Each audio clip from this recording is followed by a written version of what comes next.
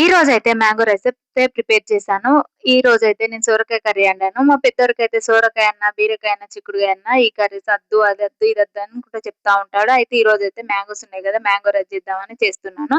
ఒక బౌల్ పెట్టుకొని అందులో ఆయిల్ వేసుకొని కొంచెం జీలకర్ర, ఆవాలు, కొద్దిగా మెంతులు, కొంచెం కరివేపాకు, కొన్ని వెల్లుల్లి రెబ్బలు, కొన్ని ఎండుమిర్చి, కొన్ని పల్లీలు వేసుకొని మంచిగా వేయించుకోవాలి. కొద్దిగా అందులో పసుపు వేసుకొని ఒకసారి కలుపుకోవాలి. కలిపిన తర్వాత ముందుగా తురిమి పెట్టుకున్న మ్యాంగోనైతే ఇందులో వేసుకొని ఒకసారి కలుపుకొని ఒక 5 మినిట్స్ ఇలా మగ్గించుకోవాలి మూత పెట్టి.